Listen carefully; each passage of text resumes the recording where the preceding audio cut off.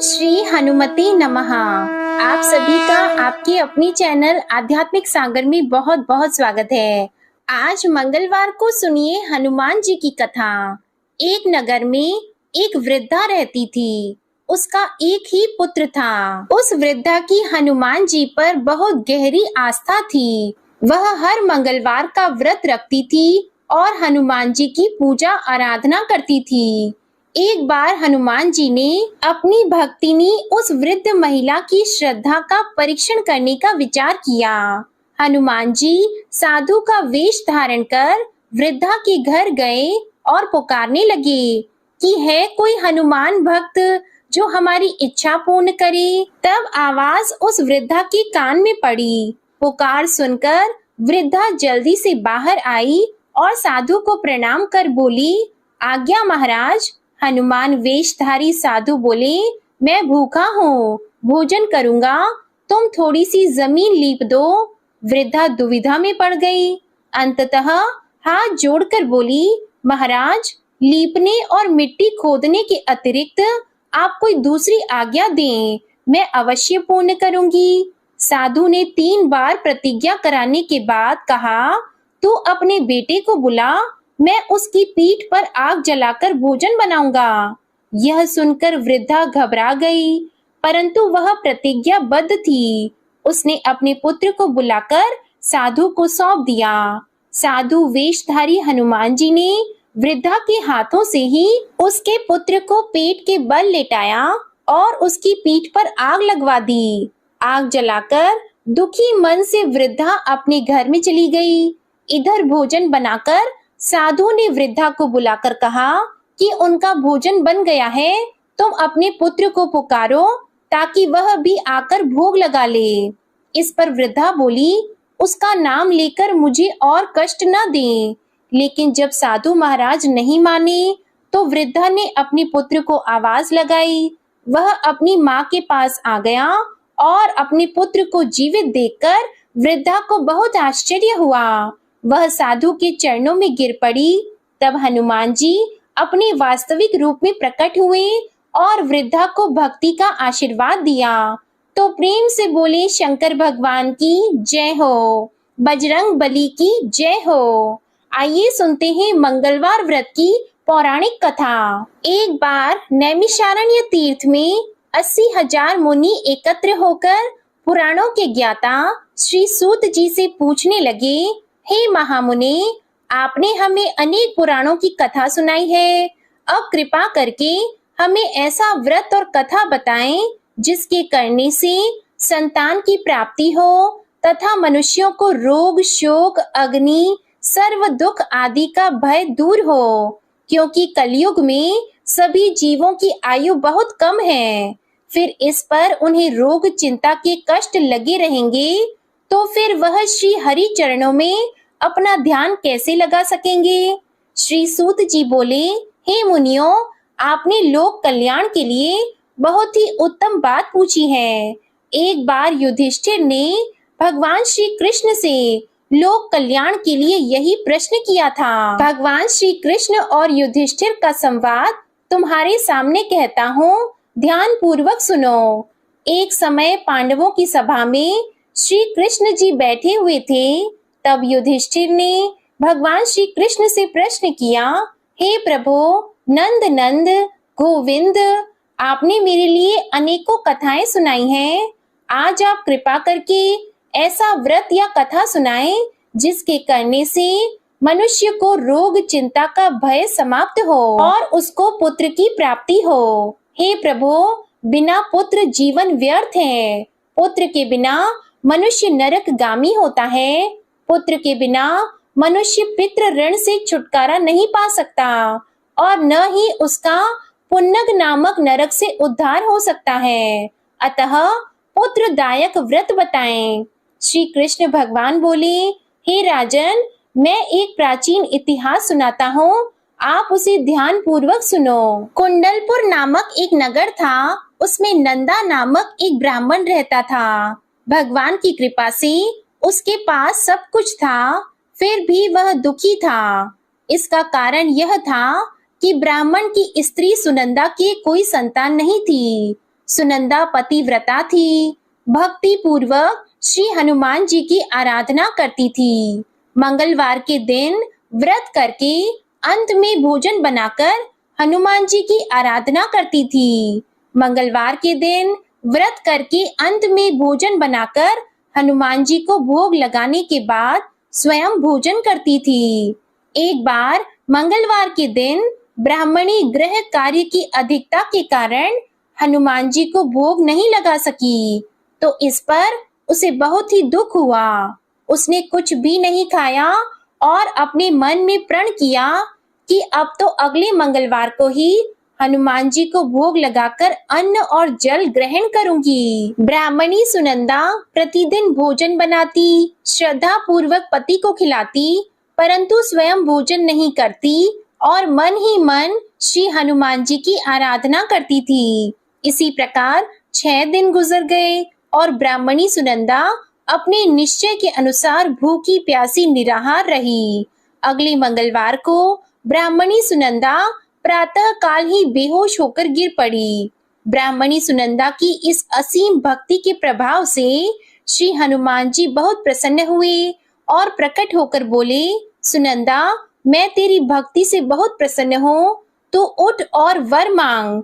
सुनंदा अपने आराध्य देव श्री हनुमान जी को देखकर आनंद की अधिकता से विह्वल होकर श्री हनुमान जी के चरणों में गिरकर बोली, हे प्रभु, मेरी कोई संतान नहीं है, कृपा करके पुत्र और कन्या प्रदान करें, आपकी अति कृपा होगी। श्री महावीर जी बोले, तेरी इच्छा पूर्ण होगी, तेरे एक कन्या पैदा होगी, उसके अष्टांग प्रतिदिन सोना दिया करेंगे। इस प्रकार कहकर श्री महावीर जी अंतर्ध्यान हो गए। ब्राह्मणी सुनंदा बहुत हर्षित हुई और समाचार अपने पति से कहा। ब्राह्मण देव कन्या का वरदान सुनकर कुछ दुखी हुए, परंतु सोना मिलने की बात सुनी तो बहुत प्रसन्न हुए। उन्होंने विचार किया कि ऐसी कन्या के साथ मेरी निर्धनता भी समाप्त हो जाएगी। श्री हनुमान जी की कृपा से वह ब्राह्मणी गर्भवती हुई और 10वें महीने में उसे बहुत ही सुंदर पुत्री प्राप्त हुई। यह बच्ची अपने पिता के घर में ठीक उसी तरह से बढ़ने लगी जिस प्रकार शुक्ल पक्ष का चंद्रमा बढ़ता है। 10वें दिन ब्राह्मण ने उस बालिका का नामकरण संस्कार कराया। उसके कुल पुरोहित ने उस बालिका का नाम रत्नावली रखा, क्योंकि यह कन्या सोना प्रदान किया करती थी। इस कन्या ने पूर्व जन्म में बड़े ही विधान से मंगल देव का व्रत किया था। रत्नावली का अष्टांग बहुत सा सोना देता था। उस सोने से नंदा ब्राह्मण बहुत ही धनवान हो गया। अब ब्राह्मणी सुनंदा भी बहुत अभिमान करने लगी थी। समय बीतता रहा। अब रत्नावली 10 वर्ष की हो चुकी थी। एक दिन जब नंदा ब्राह्मण प्रसन्न चित्त था, तब सुनंदा ने अपने पति से कहा, मेरी पुत्री रत्नावली विवाह के योग्य हो गई है, इसलिए आप कोई सुंदर और योग्य वर देखकर विवाह कर दें। यह सुनकर ब्राह्मण बोला, अभी तो रत्नावली बहुत छोटी है। तब ब्राह्मणी बोली, शास्त्रों की आज्ञा है कि कन्या 8वें वर्ष में गौरी, 9 वर्ष रोहिणी, 10वें वर्ष में कन्या, इसके पश्चात रजस्वला हो जाती है। गौरी के दान से पाताल लोक की प्राप्ति होती है, रोहिणी के दान से बैकुंठ लोक की प्राप्ति होती है, कन्या के दान से इंद्र लोक में सुखों की प्राप्ति होती है। अगर हे पतिदेव रजस्वला का दान किया जाता है तो घोर नरक की प्राप्ति होती है। इस पर ब्राह्मण बोला, अभी तो रत्नावली मात्र 10 ही वर्ष की है और मैंने तो 16-16 साल की कन्याओं के विवाह कराए हैं, अभी जल्दी ही क्या है। तब ब्राह्मणी सुनंदा बोली, आपको तो लोभ अधिक हो गया है लगता है। अगर 11वें वर्ष में विवाह नहीं होता है तो उसमें मासिक धर्म के रक्त का पिता और बड़े भाई को पान करना पड़ता है। शास्त्रों में कहा गया है कि माता पिता और बड़ा भाई रजस्वला कन्या को देखते हैं तो वह अवश्य ही नरकगामी होते हैं। तब ब्राह्मण बोला, अच्छी बात है, कल मैं अवश्य ही योग्य वर की तलाश में अपना दूत भेजूंगा। दूसरे दिन ब्राह्मण ने अपने दूत को बुलाया और आज्ञा दी कि जैसी सुंदर मेरी कन्या है वैसा ही सुंदर वर उसके लिए तलाश करो। दूत अपने स्वामी की आज्ञा पाकर निकल पड़ा। पंपई नगरी में उसने एक सुंदर लड़के को देखा। यह बालक एक ब्राह्मण परिवार का बहुत गुणवान पुत्र था। इसका नाम सोमेश्वर था। दूत ने इस सुंदर और गुणवान ब्राह्मण पुत्र के बारे में अपने स्वामी को पूर्ण विवरण दिया। ब्राह्मण नंदा को भी सोमेश्वर अच्छा लगा और फिर एक शुभ मुहूर्त में विधि पूर्वक कन्यादान करके ब्राह्मण संतुष्ट हुए। परंतु ब्राह्मण के मन में तो लोभ समाया हुआ था। उसने कन्यादान तो कर दिया था पर वह बहुत ही खिन्न था। उसने विचार किया कि रत्नावली तो अब चली जाएगी और मुझे इससे जो सोना मिलता था वह अब मिलेगा नहीं। मेरे पास जो धन था कुछ तो इसके विवाह में खर्च हो गया और जो शेष बचा है वह भी कुछ दिनों के बाद समाप्त हो जाएगा। मैंने तो इसका विवाह करके बहुत बड़ी भूल कर दी है। अब कोई ऐसा उपाय हो कि रत्नावली मेरे घर में ही बनी रहे, अपनी ससुराल न जाए। लोभ रूपी राक्षस ब्राह्मण के मस्तिष्क पर छाता जा रहा था। रात भर अपनी शैया पर बेचैनी से करवटें बदलते बदलते उसने एक बहुत ही क्रूर निर्णय लिया। उसने विचार किया कि जब रत्नावली को उसका पति सोमेश्वर अपने घर के लिए जाएगा तो वह मार्ग में छिपकर सोमेश्वर का वध कर देगा और अपनी लड़की को अपने घर ले आएगा, जिससे नियमित रूप से उसे सोना भी मिलता रहेगा और समाज का कोई मनुष्य उसे दोष भी नहीं दे सकेगा। जब अगले दिन सुबह हुई तो नंदा और सुनंदा ने अपनी जमाई तथा लड़की को बहुत सारा धन देकर विदा किया। सोमेश्वर अपनी पत्नी रत्नावली को लेकर ससुराल से अपने घर की तरफ चल दिया। ब्राह्मण नंदा महालोभ के वशीभूत होकर अपनी मति खो चुका था। पाप पुण्य का उसे विचार नहीं रहा था। अपने भयानक और क्रूर निर्णय को कार्य रूप देने के लिए उसने अपने दूत को मार्ग में अपनी जमाई का वध कराने के लिए भेज दिया था, ताकि रत्नावली से प्राप्त होने वाला सोना उसे हमेशा मिलता रहे और वो कभी निर्धन न हो। ब्राह्मण के दूत ने अपने स्वामी की आज्ञा का पालन करते हुए उसके जमाई सोमेश्वर का मार्ग में ही वध कर दिया। समाचार प्राप्त कर ब्राह्मण नंदा मार्ग में पहुंचा और रोती हुई अपनी पुत्री रत्नावली से बोला, हे पुत्री, मार्ग में लुटेरों ने पति का वध कर दिया है। भगवान की इच्छा के आगे किसी का वश नहीं चलता है। अब तू घर चल, वहां पर ही रहकर शेष जीवन व्यतीत करना। जो भाग्य में लिखा है वही होगा। अपने पति की अकाल मृत्यु से रत्नावली बहुत दुखी हुई। करुण क्रंदन और रुदन करती हुई अपने पिता से बोली, हे पिताजी, इस संसार में जिस स्त्री का पति नहीं है उसका जीना व्यर्थ है। मैं अपने पति के साथ ही अपने शरीर को जला दूंगी और सती होकर अपने इस जन्म को, माता पिता के नाम को तथा सास ससुर के यश को सार्थक करूंगी। ब्राह्मण नंदा अपनी पुत्री रत्नावली के वचनों को सुनकर बहुत दुखी हुआ। विचार करने लगा कि मैंने व्यर्थ ही जमाई वध का पाप अपने सिर लिया है। रत्नावली तो उसके पीछे अपने प्राण तक देने को तैयार है। मेरा तो दोनों तरफ से मरण हो गया। धन तो अब मिलेगा नहीं। जमाई वध के पाप के फलस्वरूप यम यातना भुगतनी पड़ेगी। यह सोचकर वह बहुत ही दुखी हुआ। सोमेश्वर की चिता बनाई गई। रत्नावली सती होने की इच्छा से अपने पति का सिर अपनी गोद में रखकर चिता में बैठ गई। जैसे ही सोमेश्वर की चिता को अग्नि लगाई गई, वैसे ही प्रसन्न होकर मंगल देव वहां प्रकट हुए और बोले, हे रत्नावली, मैं तेरी पति भक्ति से बहुत प्रसन्न हूँ, तू वर मांग। तब रत्नावली ने अपने पति का जीवन दान मांगा। मंगल देव बोले, रत्नावली, तेरा पति अजर अमर है, यह महाविद्वान भी होगा और इसके अलावा तेरी जो इच्छा हो वह वर मांग।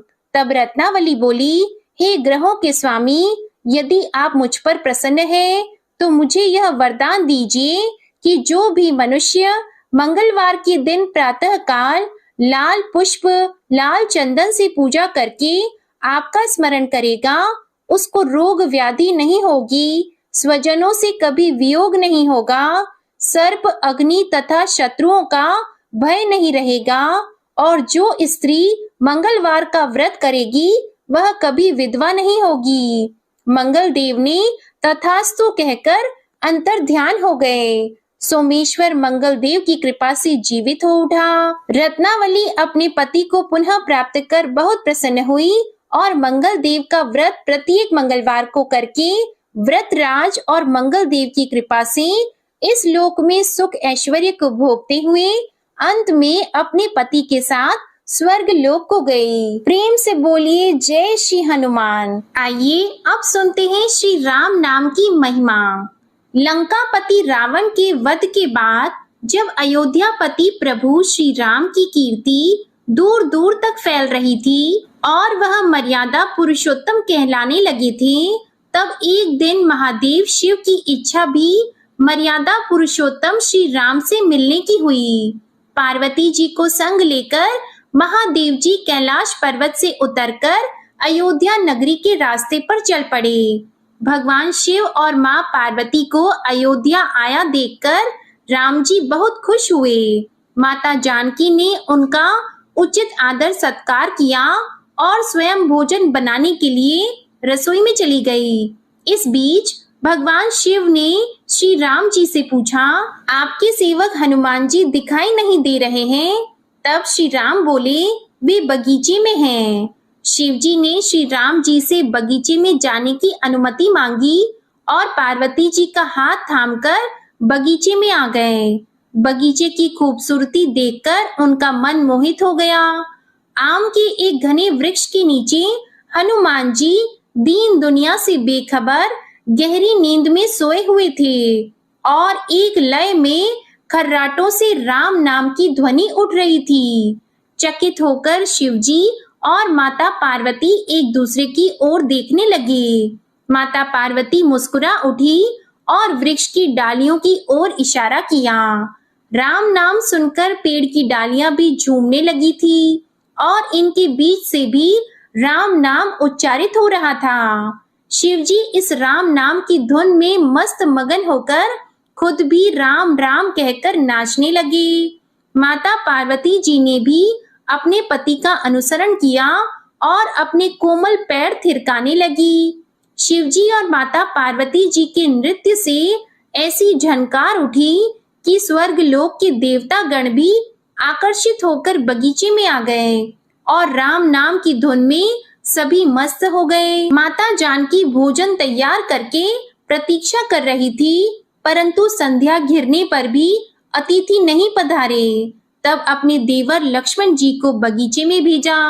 लक्ष्मण जी तो स्वयं को श्री राम का सेवक ही मानते थे, इसलिए बगीचे में आकर जब उन्होंने धरती पर स्वर्ग का नजारा देखा तो स्वयं भी राम नाम की धुन में झूम उठे। महल में माता जानकी जी परेशान हो रही थी कि अभी तक भोजन ग्रहण करने कोई भी क्यों नहीं आया। उन्होंने श्री राम जी से कहा, भोजन ठंडा हो रहा है, चलिए हम ही जाकर बगीचे में से सभी को ले आएं। तब जब राम जी बगीचे में गए तो वहां राम नाम की धूम मची हुई थी। हनुमान जी गहरी नींद में सोए हुए थे और उनके खर्राटों से अभी तक राम नाम ही निकल रहा था। श्री राम भाव विह्वल हो उठे। राम जी ने हनुमान जी को नींद से जगाया और प्रेम से उनकी तरफ निहारने लगे। हनुमान जी प्रभु को आया देखकर शीघ्रता से उठकर खड़े हो गए। नृत्य की सभा भंग हो गई। शिव जी खुले कंठ से हनुमान जी की राम भक्ति की सराहना करने लगे। हनुमान जी सकुचाए लेकिन मन ही मन खुश हो रहे थे। श्री सिया राम ने भोजन करने का आग्रह भगवान शिव जी से किया। सभी लोग महल में भोजन करने के लिए चल पड़े। माता जानकी जी भोजन परोसने लगी। हनुमान जी को भी श्री राम जी ने पंक्ति में बैठने का आदेश दिया। हनुमान जी बैठ तो गए, परंतु आदत ऐसी थी कि राम जी के भोजन परोसने के उपरांत ही सभी लोग भोजन करते थे। आज श्री राम के आदेश से पहले भोजन करना पड़ रहा था। माता जानकी हनुमान जी को भोजन परोसती जा रही थी, परंतु हनुमान जी का पेट ही नहीं भर रहा था।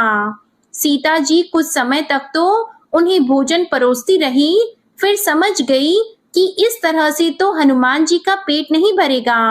उन्होंने तुलसी के एक पत्ते पर राम नाम लिखा और भोजन के साथ हनुमान जी को परोस दिया। तुलसी पत्र खाते ही हनुमान जी को संतुष्टि मिली और वह भोजन खाकर उठकर खड़े हो गए। भगवान शिव शंकर ने प्रसन्न होकर हनुमान जी को आशीर्वाद दिया कि आपकी राम भक्ति युगों युगों तक याद की जाएगी और आप संकट मोचन के नाम से जाने जाएंगे। आइए अब सुनते हैं राम नाम की महिमा की दूसरी कहानी।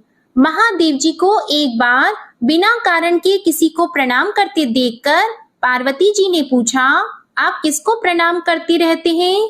तब शिव जी ने अपनी धर्म पत्नी पार्वती जी से कहा कि हे देवी, जो व्यक्ति एक बार राम कहता है उसे मैं 3 बार प्रणाम करता हूँ। पार्वती जी ने एक बार शिव जी से पूछा, आप शमशान में क्यों जाते हैं और ये चिता की भस्म शरीर पर क्यों लगाते हैं? उसी समय शिव जी पार्वती जी को शमशान ले गए। वहां एक शव अंतिम संस्कार के लिए लाया गया। लोग राम नाम सत्य है कहते हुए शव को ला रहे थे। शिव जी ने कहा कि देखो पार्वती, इस शमशान की ओर जब लोग आते हैं तो राम नाम का स्मरण करते हुए आते हैं और इस शव के निमित्त से कई लोगों के मुख से मेरा अति प्रिय दिव्य राम नाम निकलता है। उसी को सुनने मैं शमशान में आता हूँ और इतने लोगों के मुख से राम नाम का जप करवाने में निमित्त बनने वाले इस शव का मैं सम्मान करता हूँ, प्रणाम करता हूँ और अग्नि में जलने के बाद उसकी भस्म को अपने शरीर पर लगा लेता हूँ। राम नाम बुलवाने वाले के प्रति मुझे इतना प्रेम है। एक बार शिव जी कैलाश पर पहुंचे और पार्वती जी से भोजन मांगा। तब पार्वती जी विष्णु सहस्त्र नाम का पाठ कर रही थी। पार्वती जी ने कहा, अभी पाठ पूरा नहीं हुआ है, कृपया थोड़ी देर प्रतीक्षा कीजिए। तब शिव जी ने कहा कि इसमें तो समय और श्रम दोनों लगेंगे। संत लोग जिस तरह से सहस्त्र नाम को छोटा कर लेते हैं और नित्य जपते हैं, वैसा उपाय कर लो। तो पार्वती जी ने पूछा कि वो उपाय कैसे करते हैं, मैं सुनना चाहती हूँ। तो शिव जी ने बताया, केवल एक बार राम कह लो, तुम्हें सहस्त्र नाम भगवान के 1000 नाम लेने का फल मिल जाएगा। एक राम नाम 1000 दिव्य नामों के समान है। तब पार्वती जी ने वैसा ही किया। भगवान बोले, श्री राम राम रामेति रमे रामे मनोरमे सहस्त्र नाम तततुल्यम राम नाम वरानने।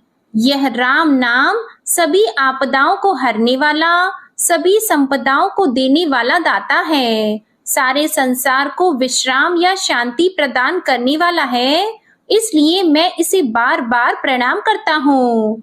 भवसागर की सभी समस्याओं और दुखों के बीजों को भूंज के रख देने वाला, समूल नष्ट कर देने वाला, सुख संपत्तियों को अर्जित करने वाला, यमदूतों को खदेड़ने वाला केवल राम नाम का जप है। इसलिए प्रयास पूर्वक स्वयं भी राम नाम जपते रहना चाहिए और दूसरों को भी प्रेरित करके राम नाम जपना चाहिए। इससे अपना और दूसरों का तुरंत कल्याण हो जाता है। यही सबसे सुलभ और अचूक उपाय है।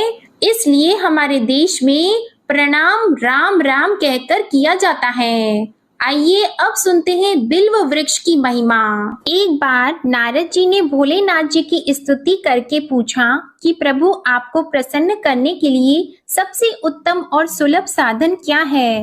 हे त्रिलोकीनाथ, आप तो निर्विकार और निष्काम हैं, आप सहज ही प्रसन्न हो जाते हैं। फिर भी मेरे जानने की इच्छा है कि आपको क्या प्रिय है, तब शिव जी बोले, नारद जी, वैसे तो मुझे भक्त के भाव सबसे प्रिय हैं, फिर भी आपने पूछा है तो मैं बताता हूँ। मुझे जल के साथ साथ बिल्व पत्र बहुत प्रिय हैं। जो अखंड बिल्व पत्र मुझे श्रद्धा से अर्पित करते हैं, मैं उन्हें अपने लोक में स्थान देता हूँ। नारद जी भगवान शंकर और माता पार्वती की वंदना करके अपने लोक को चले गए। उनके जाने के पश्चात पार्वती जी ने शिव जी से पूछा कि हे प्रभु, मेरी ये जानने की बड़ी तीव्र इच्छा हो रही है कि आपको बेल पत्र इतने प्रिय क्यों हैं? कृपा करके मेरी जिज्ञासा को शांत कीजिए। तब शिव जी बोले, हे शिवे, बिल्व के पत्ते मेरी जटा के समान हैं। उसका त्रिपत्र यानी 3 पत्ते ऋग्वेद, यजुर्वेद और सामवेद हैं। शाखाएं समस्त शास्त्र का स्वरूप है।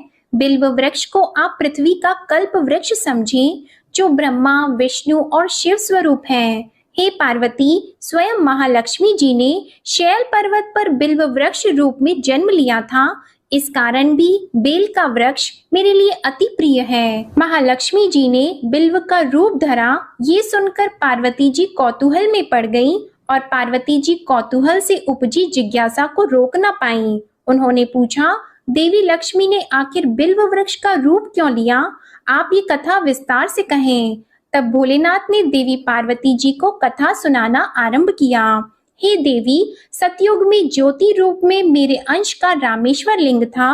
ब्रह्मा आदि देवों ने उसका विधिवत पूजन अर्चन किया था। इसका परिणाम ये हुआ कि मेरे अनुग्रह से वाणी देवी सबकी प्रिय हो गई। वे भगवान विष्णु को सतत प्रिय हो गई।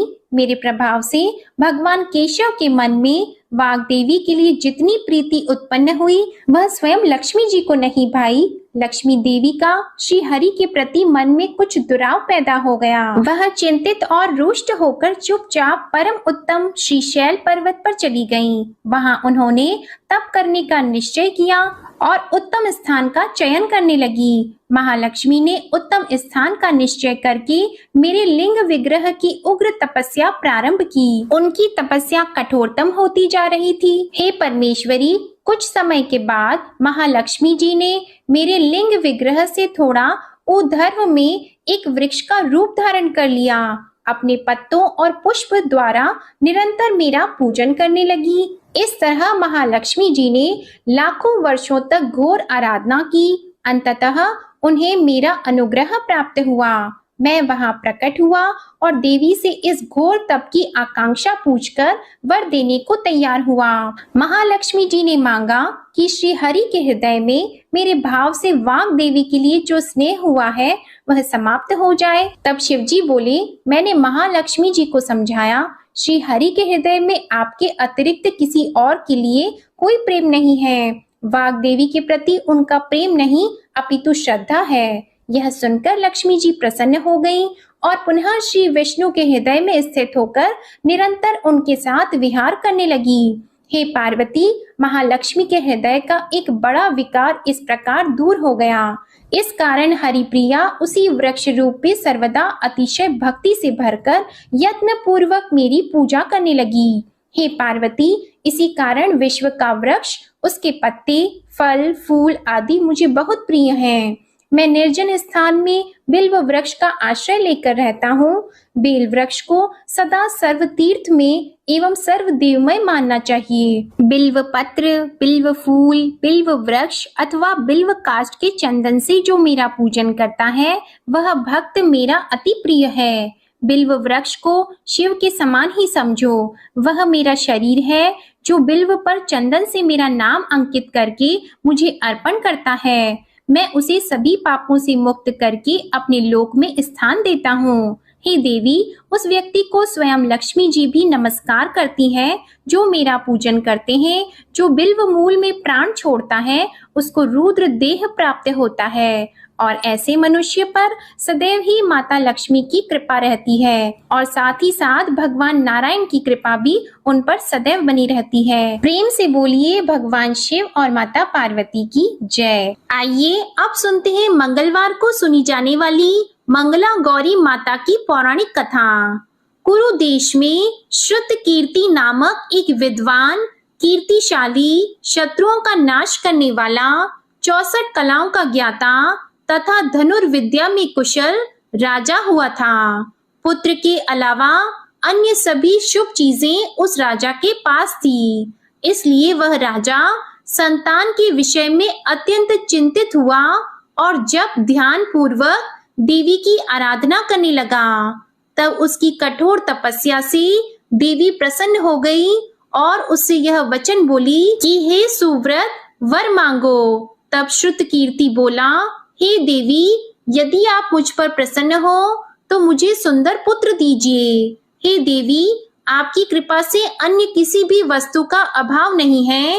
तब उसका यह वचन सुनकर पवित्र मुस्कान वाली देवी ने कहा, राजन, तुमने अत्यंत दुर्लभ वर मांगा है, फिर भी कृपावश मैं तुम्हें अवश्य दूंगी। किंतु हे राजन, सुनिए, यदि परम गुण पुत्र चाहते हो तो वह केवल 16 वर्ष तक जीवित रहेगा, और यदि रूप तथा विद्या से पुत्र चाहते हो तो दीर्घजीवी होगा।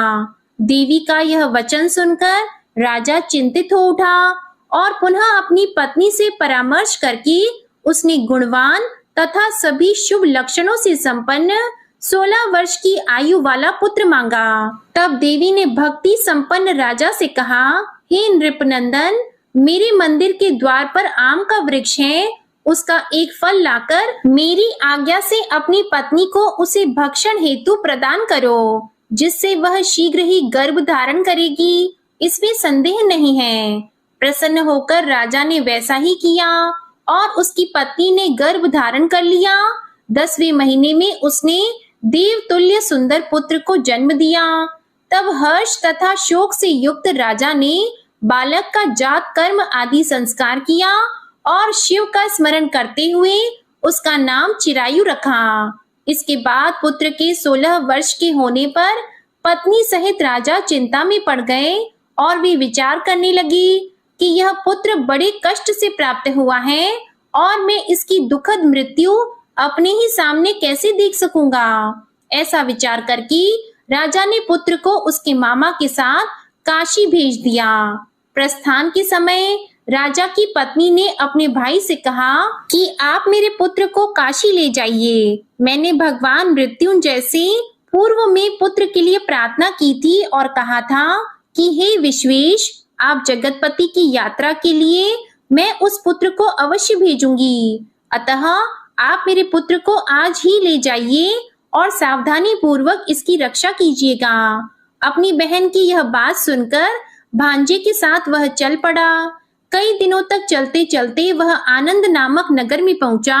वहां सभी प्रकार की समृद्धियों से संपन्न वीरसेन नाम वाला राजा रहता था। उस राजा की एक सर्व लक्षण संपन्न युवावस्था प्राप्त मनोहर और रूप लावण्यमयी मंगला गौरी नामक कन्या थी। उत्तम सौंदर्य अभिवृद्धि को प्राप्त वह कन्या किसी समय सखियों के साथ नगर के उपवन में क्रीड़ा करने के लिए गई हुई थी। उसी समय वह चिरायु तथा उसका मामा वे दोनों भी वहां पहुंच गए और उन कन्याओं को देखने की लालसा से वहीं विश्राम करने लगी। इसी बीच विनोद पूर्वक क्रीड़ा करती हुई उन कन्याओं में से किसी एक ने कुपित होकर राजकुमारी को राणा यह कुवचन कह दिया। तब उस अशुभ वचन को सुनकर राजकुमारी ने कहा कि तुम अनुचित बातें क्यों बोल रही हो? मेरे कुल में तो इस प्रकार की कोई नहीं है। मंगला गौरी की कृपा से तथा उनके व्रत के प्रभाव से विवाह के समय जिसके सर पर मेरे हाथ से अक्षत पड़ेंगी, हे सखी, वह यदि अल्प आयु वाला भी होगा तो भी चिरंजीवी हो जाएगा। इसके बाद वे सभी कन्याएं अपने अपने घर चली गईं। उसी दिन राजकुमारी का विवाह था। बालिक देश के दृढ़धर्मा नामक राजा के सुकेत नाम वाले पुत्र के साथ उसका विवाह निश्चित किया गया था। वह सुकेत विद्याहीन, कुरूप तथा बहरा था। तब सुकेत के साथ आए हुए उन लोगों ने विचार किया कि इस समय कोई दूसरा श्रेष्ठ वर ले जाना चाहिए और विवाह संपन्न हो जाने के बाद वहां सुकेत पहुंच जाए। तो उन लोगों ने चिरायु के मामा के पास जाकर याचना की कि आप इस बालक को हमें दे दीजिए, जिससे हमारा कार्य सिद्ध हो जाए। इस पृथ्वी पर परोपकार के समान दूसरा कोई धर्म नहीं है। तब उनकी बात सुनकर चिरायु का मामा मन ही मन बहुत प्रसन्न हुआ, क्योंकि इसने उपवन में पहले ही कन्या मंगला गौरी की बात सुन ली थी। फिर भी उसने एक बार कहा कि आप लोग इसे किस लिए मांग रहे हैं? कार्य की सिद्धि हेतु वस्त्र, अलंकार आदि मांगे जाते हैं, वर तो कहीं भी नहीं मांगा जाता। तथापि आप लोगों का सम्मान रखने के लिए मैं इसे दे रहा हूँ। इसके बाद चिरायु को वहां ले जाकर उन लोगों ने विवाह संपन्न कराया। सप्तपदी आदि के हो जाने पर रात्रि में शिव पार्वती की प्रतिमा के समक्ष उस चिरायु ने हर्ष युक्त होकर मंगला गौरी के साथ शयन किया। उसी दिन चिरायु के 16 वर्ष पूर्ण हो चुके थे और अर्धरात्रि में साक्षात काल सर्प रूप में वहां आ गया। इसी बीच संयोगवश राजकुमारी जाग गई। उसने उस महासर्प को वहां देखा और वह भय से व्याकुल होकर कांपने लगी। तभी उस कन्या ने धैर्य धारण किया, 16 उपचारों से सर्प की पूजा की और पीने के लिए उसे दूध दे दिया। उसने दीनता भरी वाणी में उस सर्प की प्रार्थना की और स्तुति की। मंगला गौरी प्रार्थना करने लगी कि मैं उत्तम व्रत को करूंगी जिससे मेरे पति जीवित रहें। यह जिस तरह से चिरकाल तक जीवित रहें, आप वैसा कीजिए। इतने में सर्प वहां स्थित एक कमंडल में प्रवेश कर गया और उस मंगला गौरी ने अपनी कंचुकी से उस कमंडल का मुंह बांध दिया। इसी बीच उसका पति अंगड़ाई लेकर जाग गया और अपनी पत्नी से बोला, हे प्रिये, मुझे भूख लगी है। तब वह अपनी माता के पास जाकर खीर, लड्डू आदि ले आई और उसके द्वारा दिए भोज्य पदार्थ को उसने प्रसन्न मन होकर खाया। भोजन के बाद हाथ धोते समय उसके हाथ से अंगूठी गिर पड़ी। तांबूल खाकर वह पुनः सो गया। उसके बाद मंगला गौरी कमंडल को फेंकने के लिए जाने लगी। विधि की कैसी गति है कि उस कमंडल में से बाहर की ओर जगमग करती हुई हार कांति को देखकर वह आश्चर्यचकित हो गई। घट में स्थित उस हार को उसने अपने कंठ में धारण कर लिया। इसके बाद कुछ रात शेष रहते ही चिरायु का मामा आकर उसे ले गया। इसके बाद वर पक्ष के लोग सुकेत को वहां ले आए। उसे देखकर मंगला गौरी ने कहा कि यह मेरा पति नहीं है। तब उन सभी ने उससे कहा कि हे शुभे, तुम यह क्या बोल रही हो? यहाँ तुम्हारा कोई परिचायक हो तो उसे हम लोगों को बताओ। मंगला गौरी बोली, जिसने रात में 9 रत्नों से बनी अंगूठी दी है, उसकी अंगुली में इसे डालकर परिचायक निशानी देख ले। मेरे पति ने रात्रि में मुझे जो हार दिया था, उसके रत्नों का समुदाय कैसा है, उस बात को ये बताएं। ये तो कोई अन्य ही है। इसके अलावा रात में परस्पर भाषण तथा भोजन आदि जो कुछ किया गया था, उसे भी यह बता दें, तब यह निश्चय ही मेरे पति हैं। इस प्रकार उसका वचन सुनकर सभी ठीक है कहने लगे, किंतु जब एक भी बात ना मिली, तब सभी ने सुकेत को उसका पति होने से निषिद्ध कर दिया और वर पक्ष वाले जिस तरह से आए थे उसी तरह से चले गए। उसके बाद अपने वंश को बढ़ाने वाली महान यश से संपन्न तथा परम मनस्वी मंगला गौरी के पिता ने अन्न पान आदि का सत्र चलाया। उन्होंने वर पक्ष का वृतांत कानों कान सुन लिया कि स्वरूप से कुरूप होने के कारण लोगों के द्वारा किसी अन्य को वर के रूप में आदर पूर्वक लाया गया था। तब उन्होंने अपनी कन्या को पर्दे के भीतर बिठा दिया। उसके बाद 1 वर्ष बीतने पर यात्रा करके चिरायु अपने मामा के साथ यह देखने आया कि विवाह के बाद वहां क्या हुआ। तब भीतर से उसे देखकर वह मंगला गौरी अत्यंत प्रसन्न हुई और माता पिता से बोली कि मेरे पति आ गए हैं। तब राजा ने अपने स्वजनों को बुलाकर पूर्व में कहे गए सभी परिचायकों को निशानी को देकर मंद मुस्कान वाली अपनी कन्या चिरायु को सौंप दी। राजा ने शिष्ट जनों को साथ लेकर विवाह का उत्सव कराया। इसके बाद राजा वीरसेन ने वस्त्र, आभूषण आदि, सेना, घोड़े, रथ और अन्य भी बहुत सी सामग्रियां देकर उन्हें विदा किया। उसके बाद कुल को आनंदित करने वाला वह चिरायु पत्नी तथा मामा को साथ लेकर सेना के साथ अपने नगर पहुंचा। लोगों के मुख से उसे आया हुआ सुनकर उसके माता पिता को विश्वास नहीं हुआ। उन्होंने सोचा कि प्रारब्ध अन्यथा कैसे हो सकता है। इतने में वह अपने माता पिता के पास आ गया और स्नेह से परिपूर्ण वह चिरायु भक्ति पूर्वक उनके चरणों में गिर पड़ा। तब अपने पुत्र का मस्तक सूंघकर उन दोनों ने परम आनंद प्राप्त किया। पुत्र वधू मंगला गौरी ने भी सास ससुर को प्रणाम किया।